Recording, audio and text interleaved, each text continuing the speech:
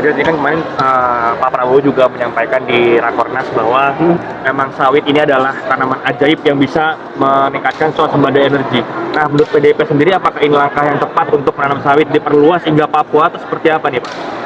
Memang sawit ini juga manfaatnya banyak banget ya.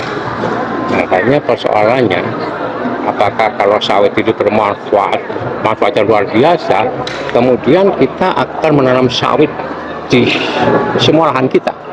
Kan tidak. Karena sawit itu juga punya karakter tanaman yang arogan. Ya, dia tidak membiarkan tanaman lain bisa tumbuh berdampingan dengan sawit.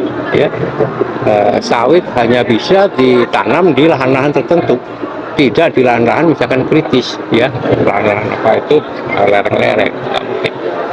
Satu. Yang kedua,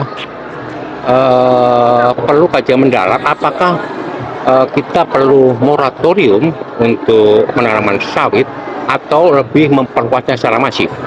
Itu aja pilihannya. Kita juga harus mengaca kepada bencana di Sumatera ya kemarin yang salah satunya disebabkan alih fungsi lahan hutan menjadi sawit dan pertambangan ya. Ini harus dihitung betul. Tapi tidak bisa dipungkiri bahwa sawit memang satu komoditas yang punya banyak manfaat.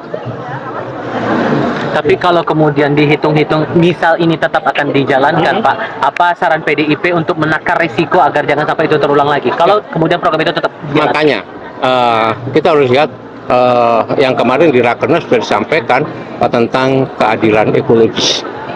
Kita harus jaga, kita harus rawat alam semesta kita, ekologi kita supaya tidak rusak ya.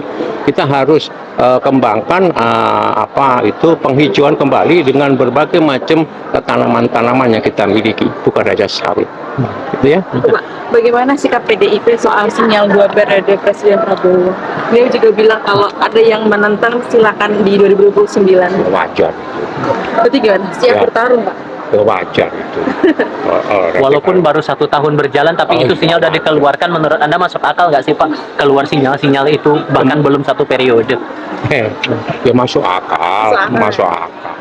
Kan persiapan semangat untuk 2029 boleh. Siapapun berhak toh. Betul. PDIP siap bertarung. Udah ya. Terima kasih Pak.